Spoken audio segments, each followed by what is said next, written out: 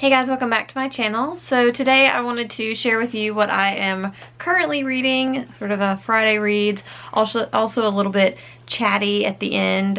So a couple of things that I kind of want to bounce off of you guys, get some ideas. So I'll talk about that at the end. But first of all, I am looking forward to spending the weekend just sort of relaxing and being in my own kind of reading bubble and just having some downtime, not on social media, not talking about everything that's happened this past week. So let's get into the books that I am currently reading and will be reading over the weekend. The first one is A Wild Swan and Other Tales by Matthew Cunningham. This is the strangest book. So basically it's a collection of short stories where he has taken the different fairy tales and given them this like twisted, dark, modern feel to them, and it is really strange and a little disturbing, but also I really like it for some reason. I like the like cynical twist that he's taken on these. It's really interesting. So I'm probably gonna finish this this weekend because I'm already on page, I think, 49, and it's only 100 and something pages, so it's really short, and they read really quickly, so I'm reading that. The other thing that I'm reading is the revised or the rewritten second edition of Ready Okay, which is one of my favorite books of all time, and the author kindly sent me this for review, also just sort of as he wanted to hear my thoughts, and I've taken way too long to get to this, but I read the original version when I was in high school, and then I reread it again, I think in college, and it has remained one of those books that just really touches me. Adam Cadre is incredible at characters, and this book is just, I think this is his only book. It is so heartfelt, and I feel like I know these characters. And when he said he rewrote it, so basically what he said is that he did take some of it from the original book and put it into the second edition, but he didn't copy and paste anything that he put into the revised edition from the first one he typed out fresh. And I definitely have noticed differences. There's some things that were attributed to different characters.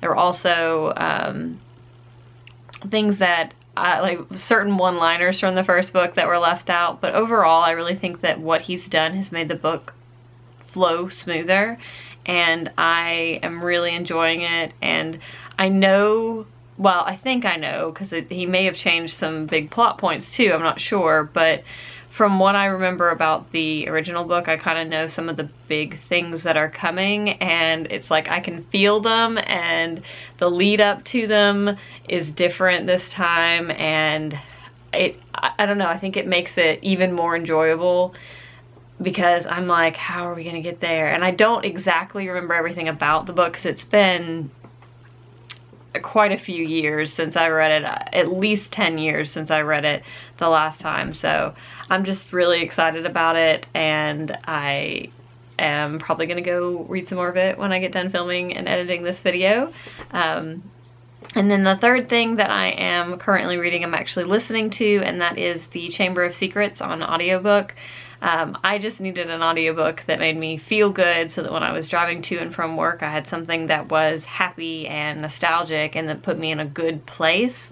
And so I saw that my library had this on Hoopla, and the only Harry Potter book that they didn't have, there wasn't a wait list for, was The Chamber of Secrets, which is great because The Chamber of Secrets is my favorite Harry Potter book.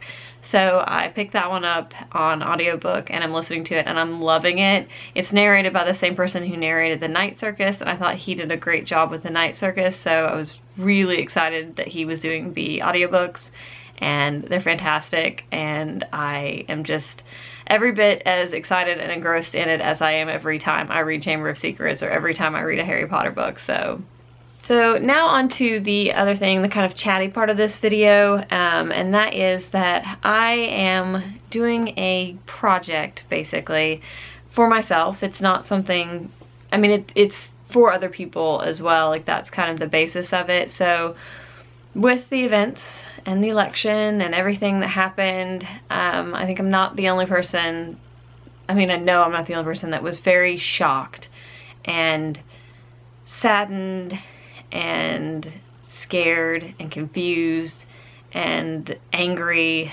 I mean, I was a lot of those emotions, and I still am. I still feel it, and I still try to focus on the good that I can do, and so that's kind of what I'm doing. So I had unknowingly scheduled to give blood for the first time the day after the election.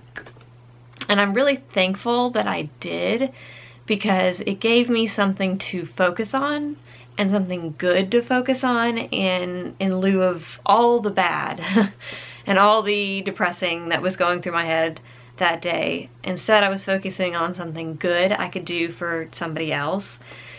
And then it kind of morphed into this idea of that's something I can do to make make my life and the people's lives that I come into contact with better, is to just be kinder to people, because I think that's really important.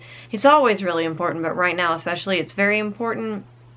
So I'm doing my own little 365 days of caring, and I want to do something small, something large, just something for other people or for myself that is just a caring thing. So I gave blood the day after the election.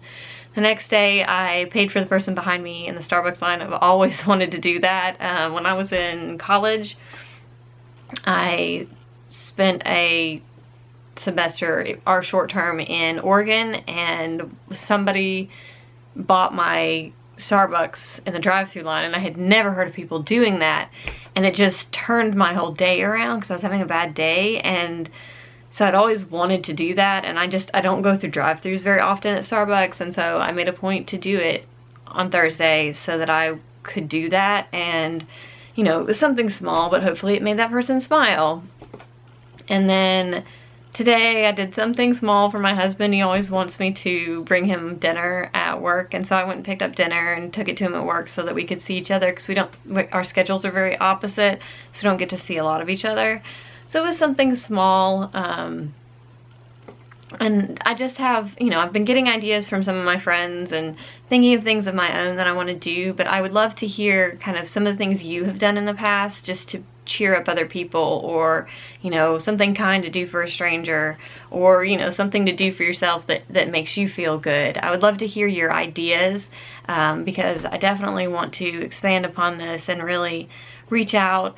Some of the things that I kind of have in mind, right now in my city, an arsonist set fire to a portion of the side of one of the mountains here, and we are in a really terrible drought. It hasn't rained in, I want to say, well over a month, and so obviously that it's very dry, and it caught, and the whole side of the mountain's on fire. Our whole town smells like a campfire. It permeates everything, and the firefighters are working around the clock to try to get it under control. And so they're doing a supply drive tomorrow, and I'm going to try to go drop off some supplies there to help out. And then some of the other ideas, I have ideas of doing some positive affirmation, making little cards for my coworkers, doing little, baking cookies or something and bringing them to work. My friend Julie had the suggestion of crocheting and knitting scarves and then taking them to places where somebody might find them. So, like leaving them in parks, or, dropping them off at a soup kitchen, somewhere where somebody would really need warmth, and something that we could continue to do throughout the winter. And I think that's a great idea. I have a lot of things that I want to do, but 365 days and hopefully beyond is a lot to come up with different ideas. So I would love to hear what your ideas are. And again, I just think kindness is one of those things we really need to be aware of and share right now. So I hope you guys are having a wonderful day, and I hope you guys are being kind to each other, and yeah.